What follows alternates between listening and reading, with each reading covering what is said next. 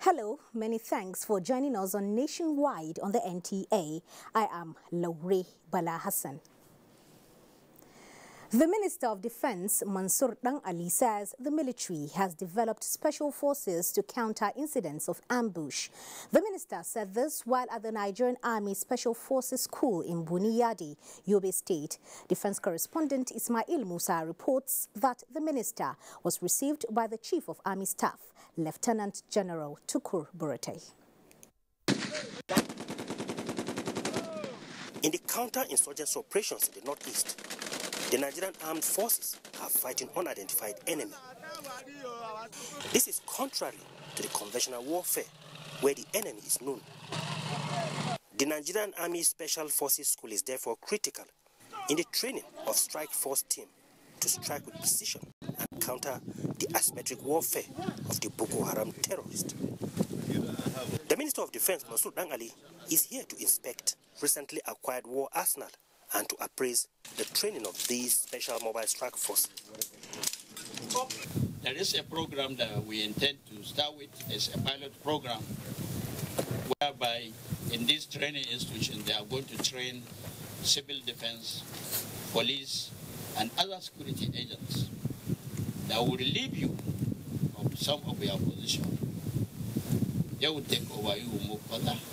He was also conducted around the shooting range, obstacle ground, and different combat drills.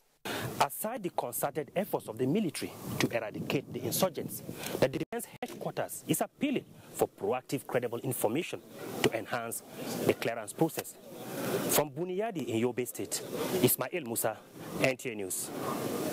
The acting secretary to the government of the Federation, Dr. Habiba Lawal, wants that any citizen caught in flagrant disobedience to laws and assault of the security operatives on their duty post will face full wrath of the law. The warning is coming on the heels of recent attack on the staff of the Federal Road Safety Corps in some parts of the country. Emmanuel Aimiro has details.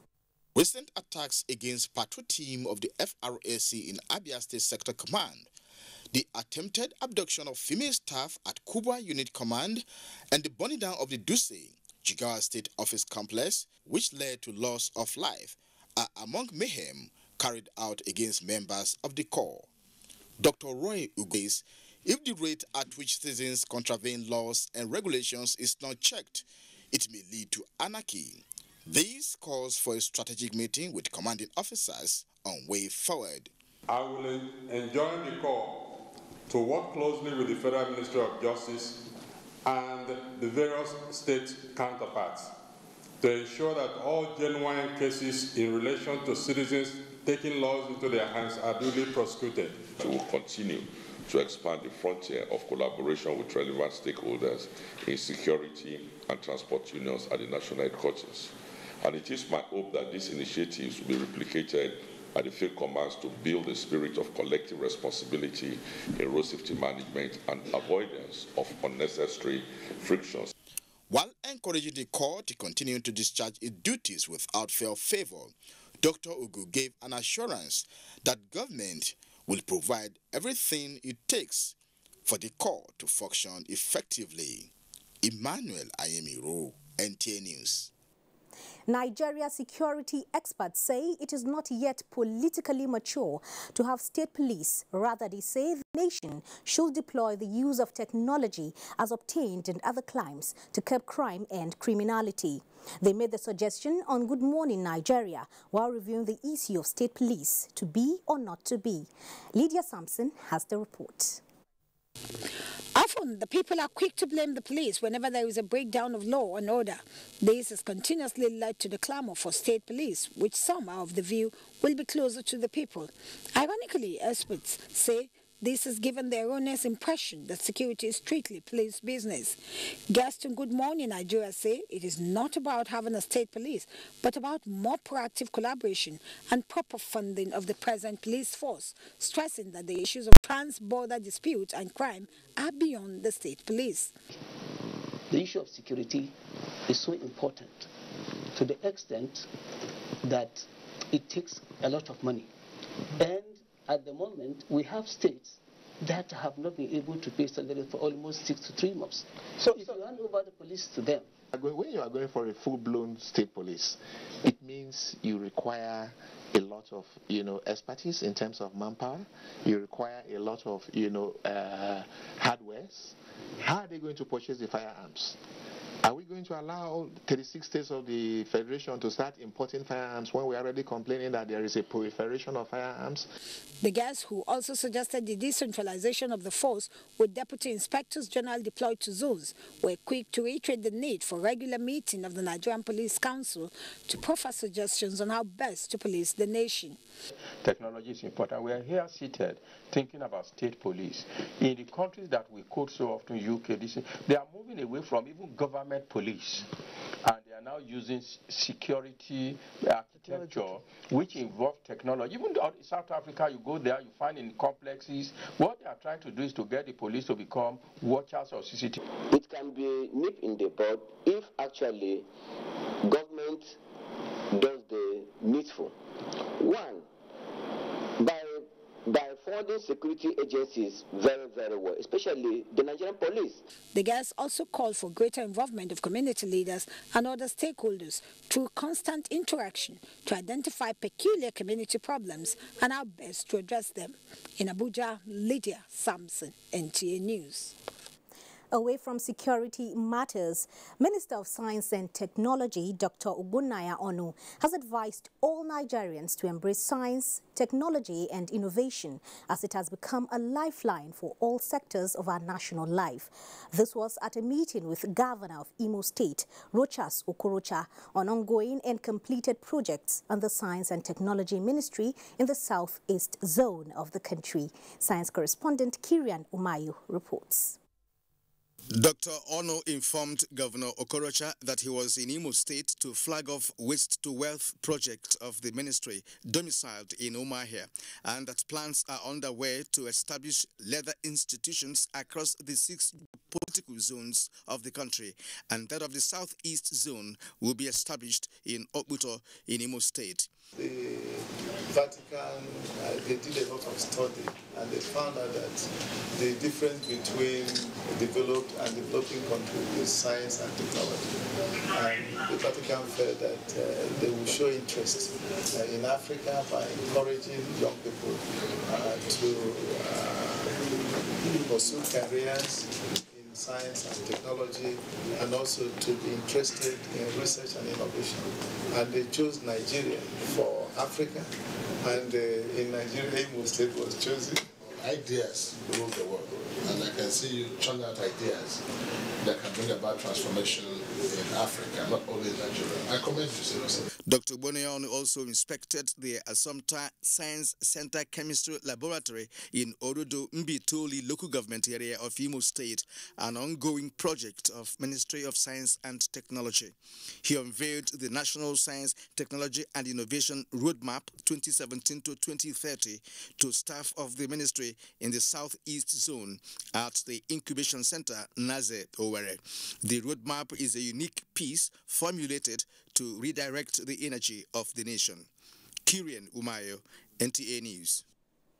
The FCT administration has attributed increasing cases of land disputes in the territory to lack of patronage of its urban and regional planning tribunal, which is saddled with the responsibility of hearing and resolving disputes that may arise from infrastructural development in the nation's capital. Secretary of the tribunal, Yahya Abubakar, said this at a briefing in Abuja. Mitari Ikben reports.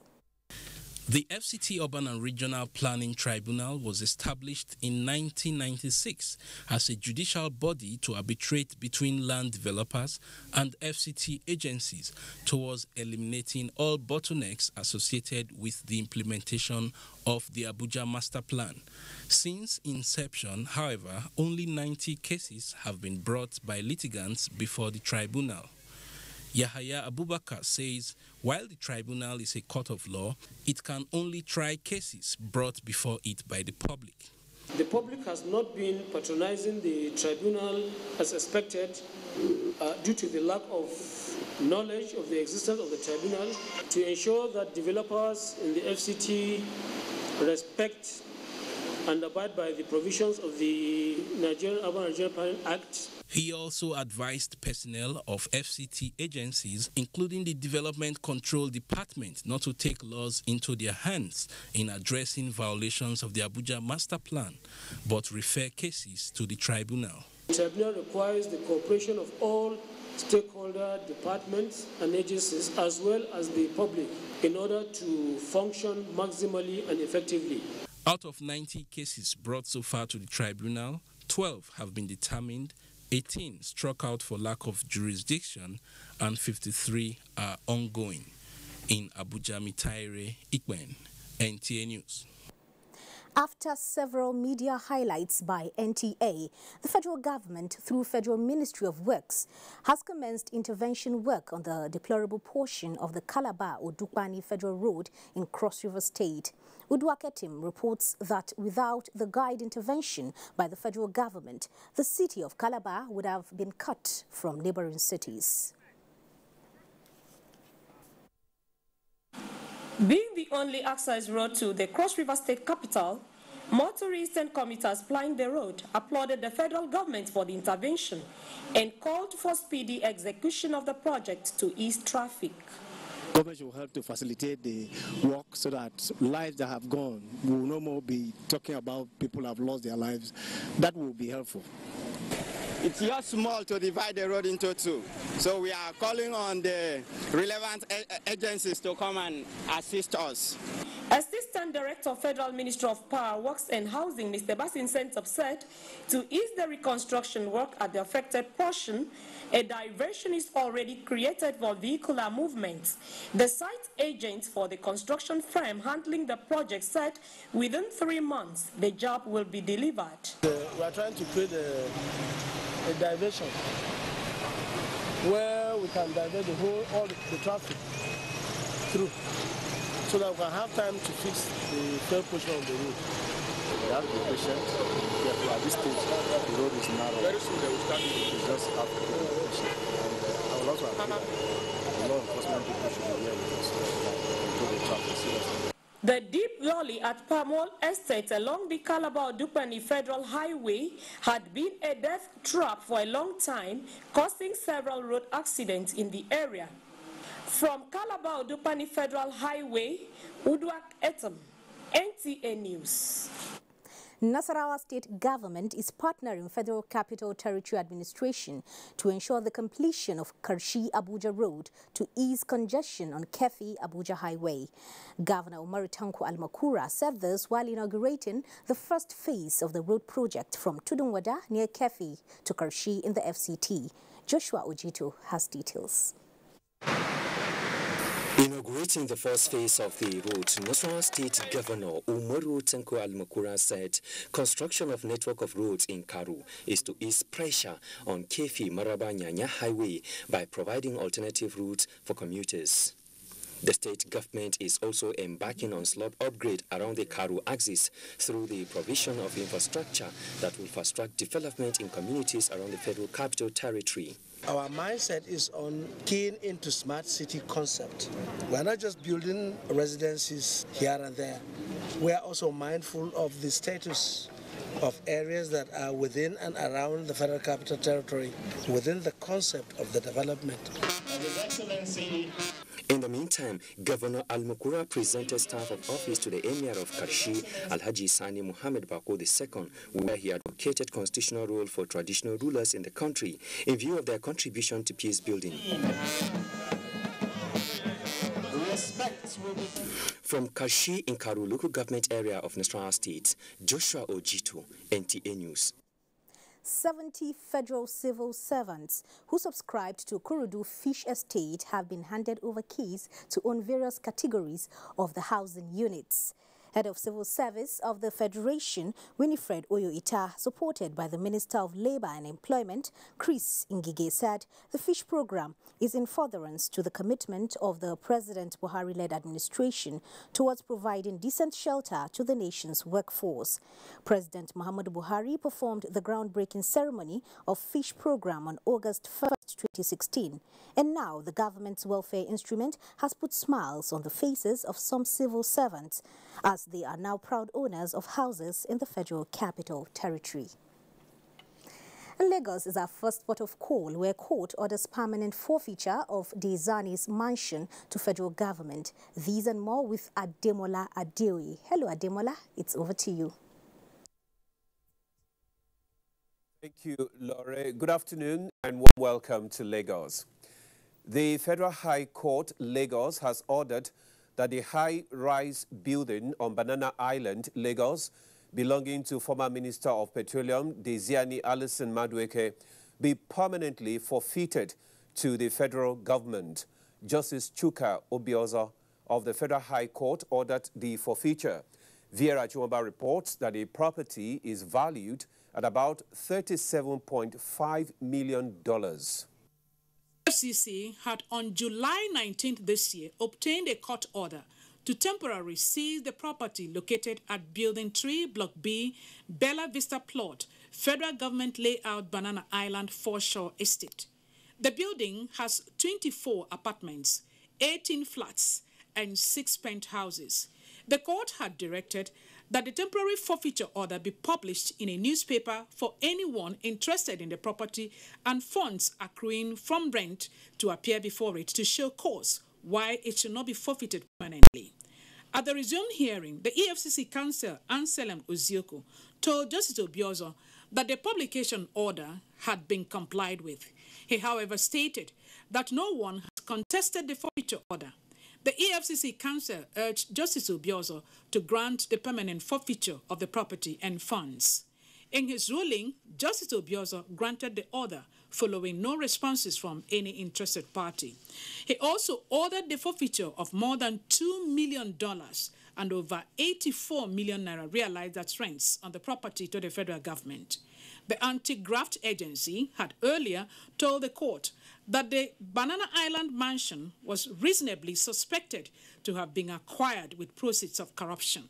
EFCC investigations had revealed that the former Petroleum Resources Minister purchased the house in 2013 at the price of $37.5 million, which she paid in cash. The money was moved from Desiana's house in Abuja and paid into the seller's first bank account, also in Abuja. In Lagos, Viera Chumuba, NTA News. The Standards Organization of Nigeria says it will not spare any effort to rid the nation of fake and substandard goods imported through various entry points across the country. Director General, Standard Organization of Nigeria, stated this while meeting with cable manufacturers in Nigeria. He assured them of government support for made-in-Nigerian goods. Musa Toliat has the details. Director General, Standards Organization of Nigeria, Osita Abeloma, said fire incidents, electrical hazards, and various man-made disasters that occur in various parts of the country are often traceable to electrical installations done with substandard cables. He stressed that the needless loss of lives and property can be avoided when cable manufacturers work in concert with SON to monitor movement and distribution of fake cables in the Nigerian markets. With little collaboration from you people so far, we've been able to trace them from the shelf. Give us information. It's not spirits that clone your cables, they are human beings. Mr. Aboluma thereafter unveiled plans by the agency to introduce new authentication mark that would distinguish made-in-Nigeria cables from substandard ones in the country. The product authentication mark is going to have special emphasis with product produced in Nigeria. It gives room for traceability of products. So we are launching it hopefully by the 1st of November. And we want you to key into this. The cable manufacturers had an interactive session with the DGSON on other challenges confronting production of made-in-Nigeria cables. If we collaborate with the SON and we are sure that when we produce, we will sell our cables. How do we instill standards into the market selling? And that, I think, is a critical part SON needs to play. It is expected that this parley will further encourage patronage of made-in-Nigeria goods. In Lagos, Musa Toliat, NTA News. The Lagos State government has commenced the airlift of more than 2,000 intending pilgrims to Saudi Arabia for this year's Hajj. Musa Toliat again has the details. The only pilgrimage to Saudi Arabia to perform Hajj is the fifth pillar on which Islam is built, and it is made compulsory only for those who can afford it. So, those who have the financial capability to proceed on a spiritual journey converged on Lagos International Airport to be part of the inaugural flight. I want to seek for the blessings of this world and my hereafter. The money is much, but it's not about the money, but what I'm going to gain from halal. Done with luggage screening and various documentation processes, it was time for the adherents to be counted among the first batch of 460 to be airlifted. Officials of the Lagos State Ministry of Home Affairs, National Hajj Commission in Southwest, and the Lagos State Pilgrims Welfare Board were on hand to monitor the Hajj operations. We have not taken anything for granted. We are going with a medical team of about 32 personnel. We are going with Islamic cleric, seasoned Islamic cleric to guide the pilgrims. Even NACON has written a kind of a document that teach people on how to do the issue of education and enlightenment of the pilgrims. We are 4 carriers, as you are aware. 3 have started so far, and that shows the seriousness and concern of the marketing and the business. A total of 2,333 intending pilgrims will be airlifted in 5 batches in 5 days. In Lagos, Musa Tolian, NTA News. A photography foundation aimed at supporting, promoting and developing visual arts in Nigeria has been launched in Lagos. Known as Fashola Photographic Foundation, is in memory of late Ademola Fashola, the father of the Minister of Works, Power and Housing, Babatunde Fashola. Ken Egbeluhe has the details. Described as first of its kind in the country, the Fashola Photographic Foundation provides a supportive and inspirational community where photographers of all levels can build confidence in their creative and technical skills. It will further deepen the creative tendencies of Nigerians who wish to take photography as a profession. Inform photographers that they have a very, very difficult job and they must remain increasingly innovative about how they will do it. If you are in this business, understand that it is a profession and practice will make you perfect. To emphasize the fact that to be an effective photographer, you have to be properly groomed. And the idea of this foundation is to go back to the basics, to bring young people into a profession where they can learn the basics, improve themselves, and have a very successful career and be useful. Prior to the launch, there was a series of contests and workshops for emerging and professional photographers to raise awareness and develop critical thinking in contemporary photographic arts in Nigeria.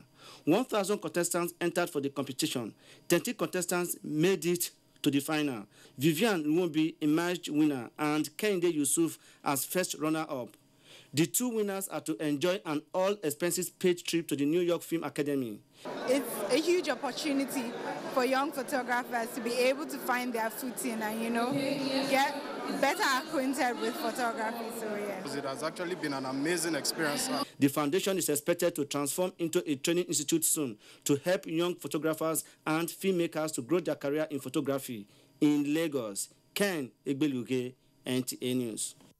Well, that does it from Lagos. It's back to you, Laurie, for more on Nationwide.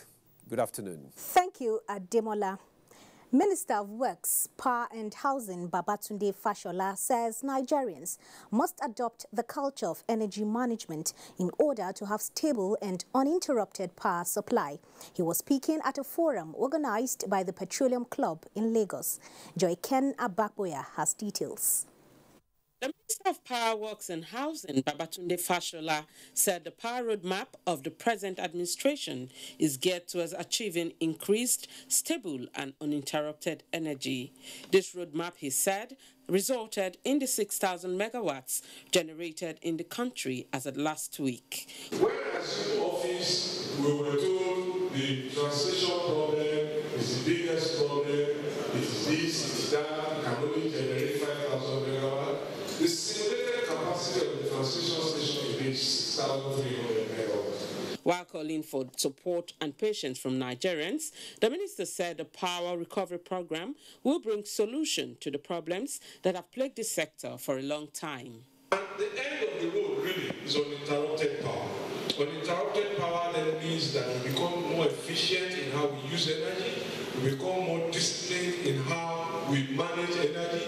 We don't an energy asset. We don't damage energy assets. Babatunde Fashola, however, charged stakeholders in the power sector, especially the distribution companies, to live up to their responsibilities. In Lagos, Joy Ken Abakpuya, NTA News. Still being put in place to boost agriculture in the country, plus training on ICT for journalists. Details of these and more with Caleb in our Jos Network Center. Hello, Caleb. Hello, Lore. Welcome to Jos. Ahead of 2019 general elections, the National Broadcasting Commission is training its monitoring officers with requisite skills to curtail hate speech and other unprofessional broadcasts in Nigeria. Eric Dungs reports that the three-day workshop had as theme upgrading skills for more effective monitoring. With a mandate to manage the broadcast industry and ensure that the people's right to quality broadcasting is guaranteed, the NBC has, however, over the years, grappled with issues of unprofessional broadcasts by some media outfits. This gathering, therefore, is part of efforts to sharpen the skills of staff for effective monitoring. Speaking on a wide range of issues as it affects the quality of broadcasting in Nigeria, resource persons who were drawn from different fields in the industry emphasized the need for monitoring officers to be abreast with modern trends and a broad knowledge of the profession as a prerequisite for effective monitoring. Director, Broadcast Monitoring, Mrs. Bumi Ko, and Rector, NTA Television College, Dr. Barnabas Bam, both challenged participants to put the knowledge gained into practice. But I'm sure, I'm convinced and I'm persuaded that by now, monitoring officers, they have something. We want to thank even the participants. You are the reason why the whole of NBC from Abuja is here. That is to appreciate the critical role you play. The monitoring officers are drawn from both zonal and state offices from across the country. In Jos, Eric Dungs, NTA News. And still on the broadcast media, former senator and elder statesman in Plateau State, General John Shagaya, has challenged key players in the state to see NTA Television College as their own project. Aminu Umar reports that General Shagaya threw the challenge during a visit to the college. Journeyed over 30 years, the college has produced a lot of big names in the Nigerian media industry. Situated in Jos, the capital of Plateau State, the college serves as a window through which the state is seen by other parts of the country. This is in addition to creating numerous direct and indirect jobs. Yet there is little or no physical presence of the state on the college. The visit by the elder statesman, General John Shagaya, is likely to bring some respite. After seeing things for himself, the chieftain of the ruling All Progressives Congress now agreed to offer himself towards changing the narrative.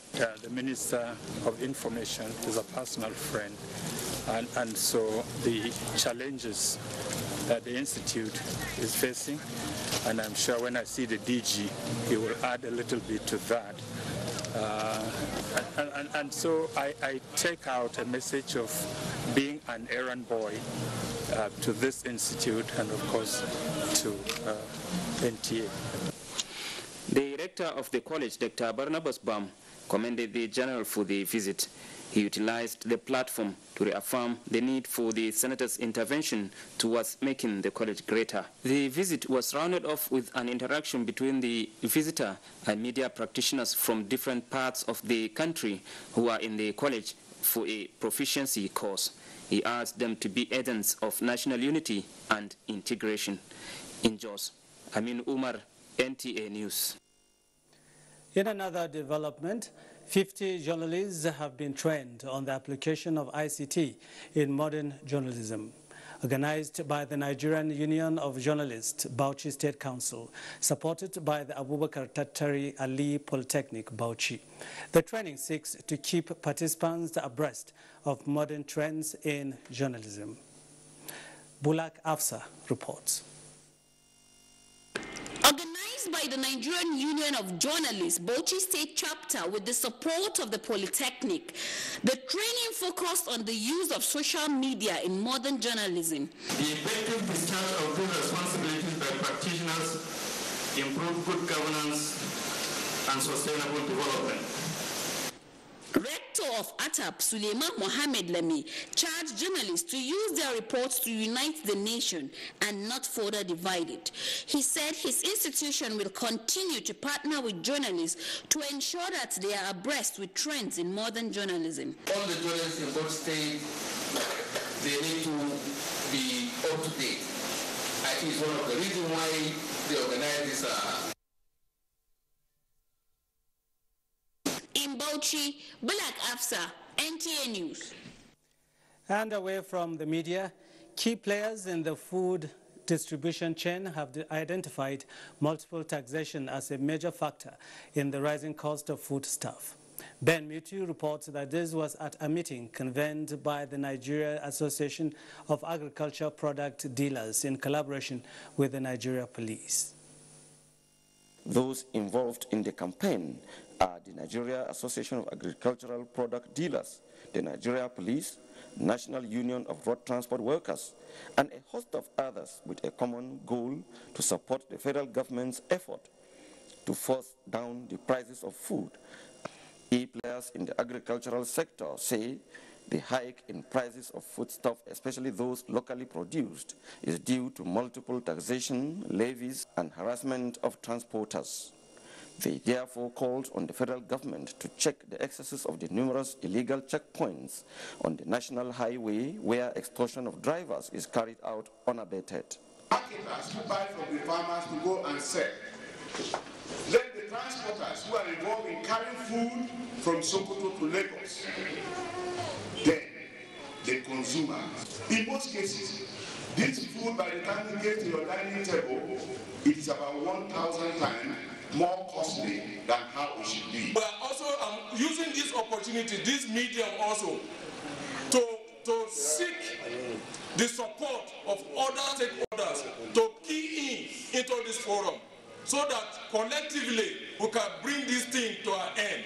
The Inspector General of Police, represented by the Desk Officer, National Implementation Committee on Curtailment of Cattle Rustling, Usman Yahaya, said the force is worried by this situation and will ensure that it is brought to an end. In Jos, Ben Mitu, NTA News.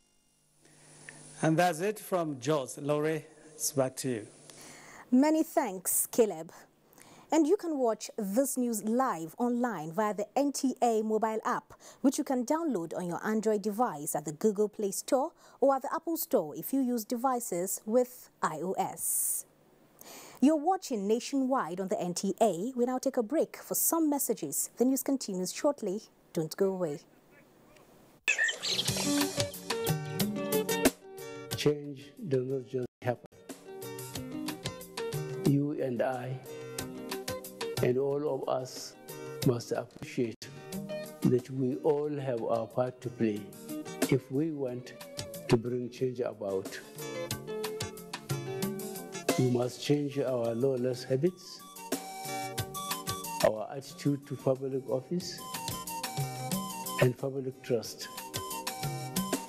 We must change our unruly behavior in schools, hospitals, marketplaces, motor parks, on the roads, in homes and offices. To bring about change, we must change ourselves by being law-abiding citizens.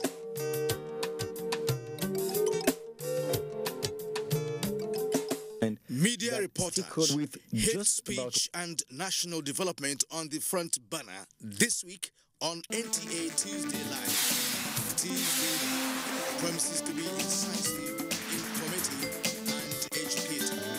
Join us.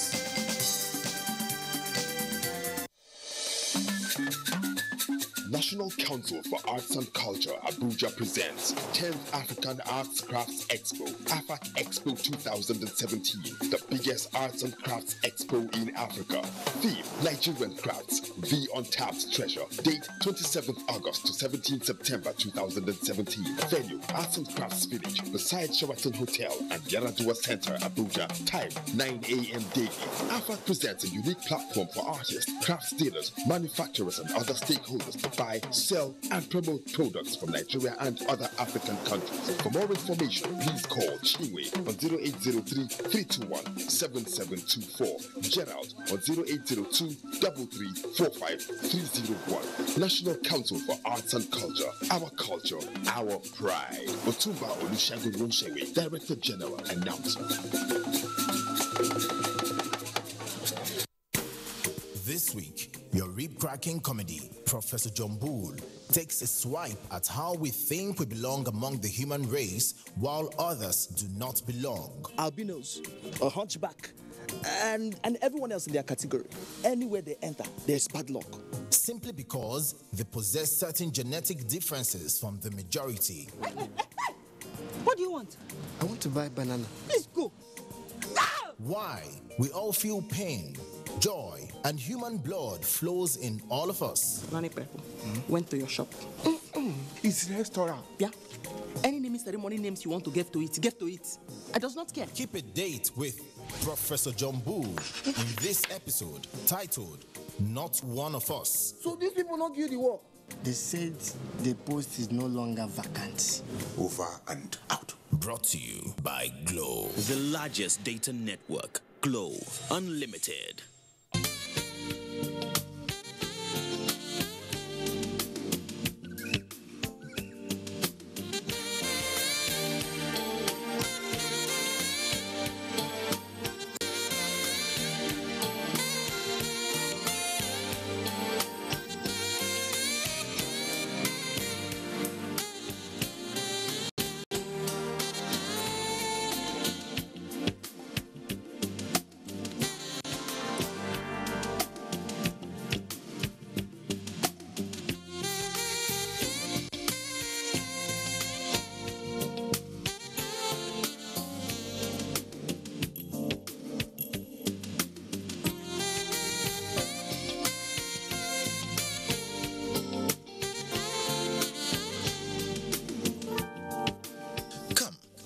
Ultimate Hotels, Abuja, the ultimate place to be.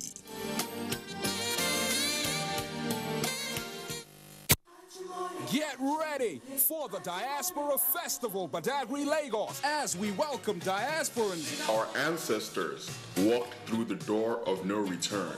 Now we walk through the door of return. And also to celebrate the cultural heritage of Nigeria. Theme, Voyage to Heritage, featuring a lot of exciting activities like the historic Door of Return ceremony, carnival procession, boat regatta, dark era procession, fishing competition, heritage site visits, international music concert, and international symposium themed African diaspora beyond the Atlantic, and lots more. Date, 23rd to 25th of August 2017. For sponsorship and more information, please call. Come and join the Voyage to Heritage. See you there.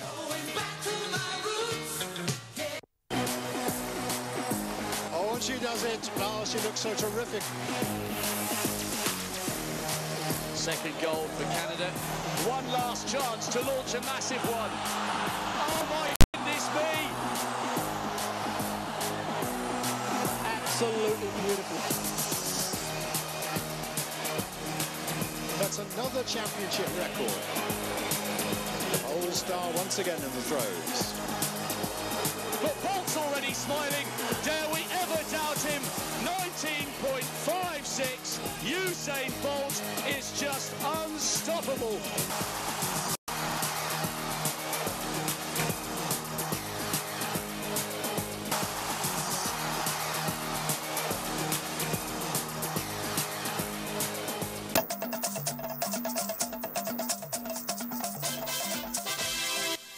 Welcome back. You're still watching Nationwide on the NTA. Reactions continue to trail the Ozubulu massacre. Let's get update on the incident and other reports as we join Beauty in Enugu. Hello, Beauty. It's over to you. It's nice to see you and a very warm welcome to Enugu.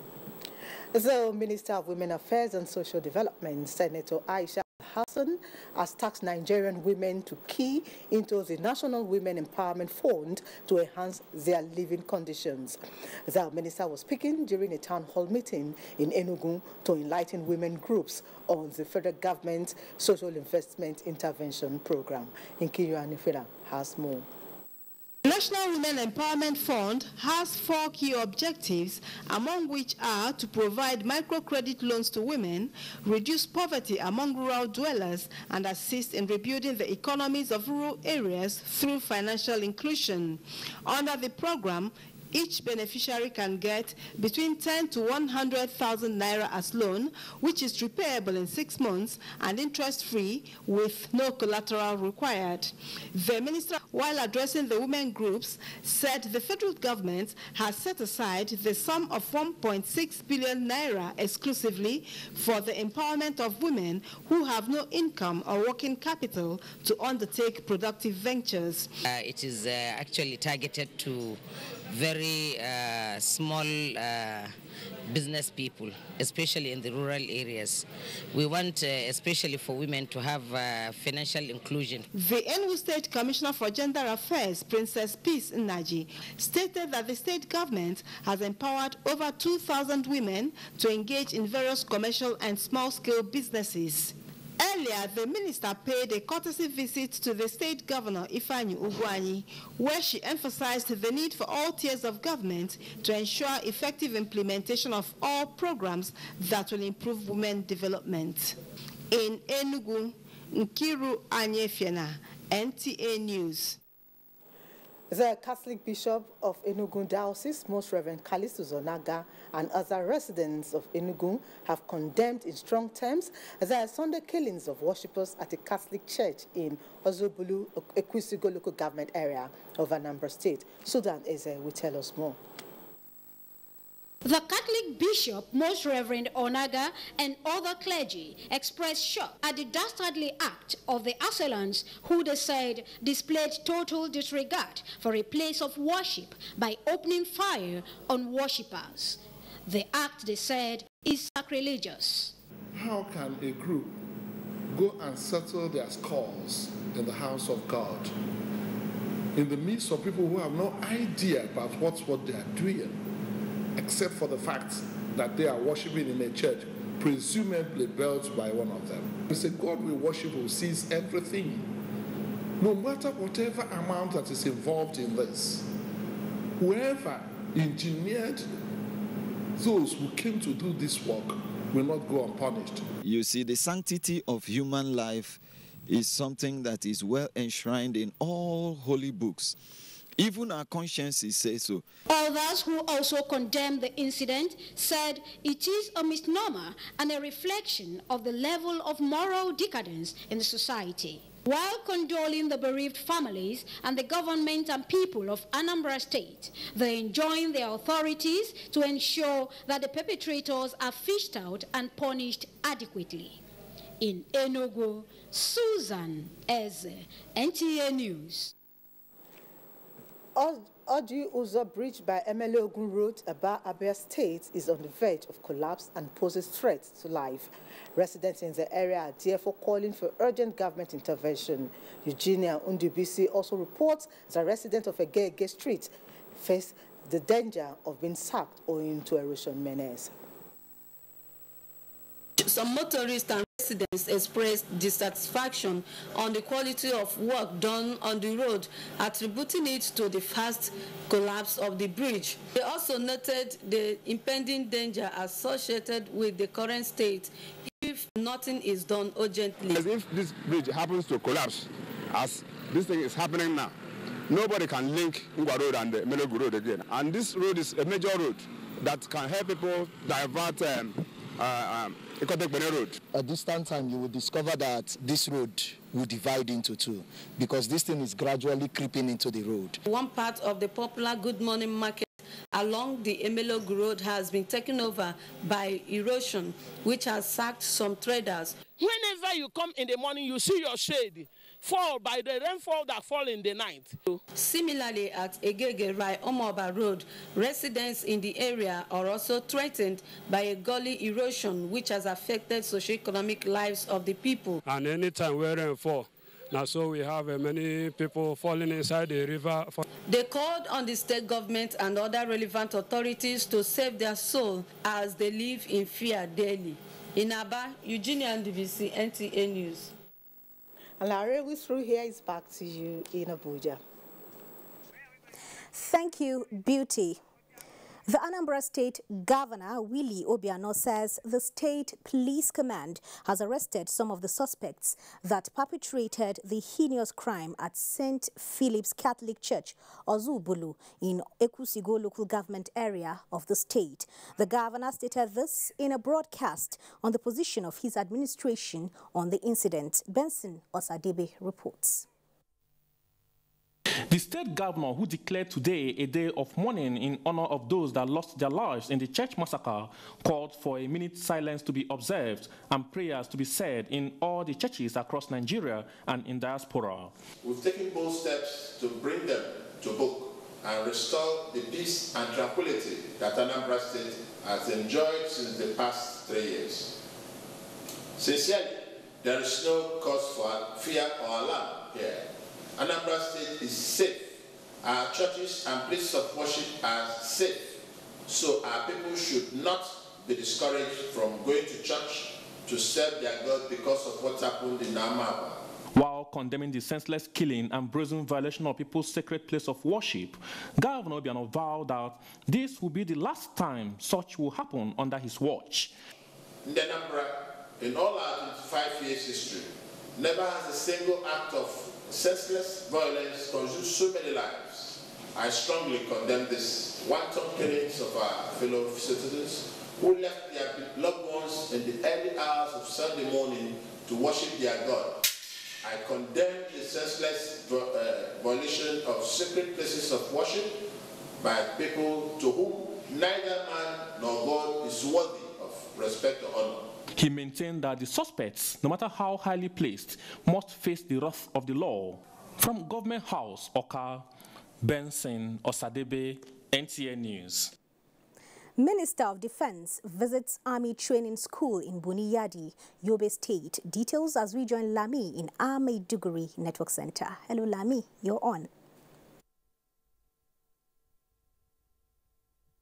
Thank you, Lore. You're welcome to Maiduguri. The Nigerian Union of Journalists has called on its members not to get involved in hate speeches, charging them to hold to the tenacity of a one and united Nigeria. This came to the fore at the combined annual press week organized by the Borno State Council of the NUJ, where awards were presented to organizations for their humanitarian support to the Northeast. Muhammad Gwini has the details. Awards were presented in two categories, Platinum and Golden, with Dangote Foundation, UNHCR and Ministry of Defense receiving Platinum, while the BRTB, Daily Force and Vanguard newspaper received the Golden Award. Governor Kashim Shettima said the award ceremony gladdened his heart because it was given to organizations who have touched the lives of the people in the state and the Northeast and played a crucial role in the post-insurgency reconstruction and resettlement drive. The media has remained my most strategic partner. I know the potency of the media, and this is why we have been investing heavily in our media stations to find the Boko Haram ideology through specialized content. Minister of Defense Mansour Dan Ali assured of the renewed commitment of the Nigerian Armed Forces and his ministry to end the insurgency in the northeast, and further added that security is a collective responsibility of all, and noted the crucial role of the journalists in the war on insurgency. As the Honorable Minister of Defense, I have ordered the Constitutional Headquarters to carry out a thorough investigation of the attack to ascertain the possibility of collaboration between the rovers and the insurgency and other alleged possible custom of their location on the social media by some of the victims. President of the Nigerian Union of Journalists, Abdul Wahid Olasile, charged journalists to abide by the ethic of the profession and promote unity of the country.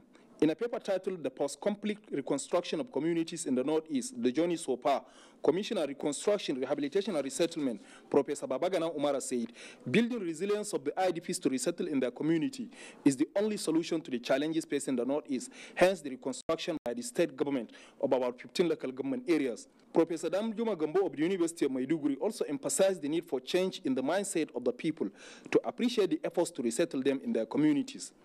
State Chairman of the NUJ, Baba Sheikh Haruna, appealed for international support to rebuild Borno and the Northeast, and the father commended the federal and the state government, as well as the Nigerian military in the peace building, while the chairman of the organizing committee read out the procedure for selecting the awardees. In Maiduguri, Mahmoud Goni, NTC News. Borno State Deputy Governor Usman Mamandurkwa has appealed to the Africa Union Peace and Security Council not to relent in efforts of ensuring sustainable peace and development in the Lake Chad Basin Commission. The Deputy Governor made the appeal when 25 members of the council visited Government House, Maiduguri. Mohammed Ibrahim has the details. The delegation comprises ambassadors of African countries of the Lake Chad Basin. Alhaji Usman Mamandurkwa informed the PSC members that the state in the past 6 years has suffered monumental loss of lives and properties as a result of the menace of Boko Haram, resulting in displacement of millions of people. The Deputy Governor then stressed that with the coming of the present administration under the leadership of President Muhammadu Buhari, peace is gradually returning while rebuilding processes have commenced. The Deputy Governor also informed that the state government created the Ministry of Reconstruction, Rehabilitation and Resettlement, working side by side with the federal government and other donor agencies in the areas of provision of food security, reconstruction of destroyed communities, as well as humanitarian assistance to IDPs. Chairperson of the Peace and Security Council, Ambassador Bankole Adeoye, said they are purposely on the field mission to assess the situation in the Chad Basin for possible military collaboration to ensure terrorism and violent extremism are wiped out and to pave way for sustainable development. The mission, according to Ambassador Bankole, will also assess areas of humanitarian coordination and assistance and extend solidarity and goodwill messages from all leaders of the region to the government of Borno State. In Maiduguri, Muhammad Ibrahim, NTA News. And those are the stories from Maiduguri. It's back to Laure in Abuja. Thank you, Lami. Let's now join Adebola Brookslyn Sunday on the Foreign News segment. Thanks for joining me on this segment where I will be taking you through some stories around the globe.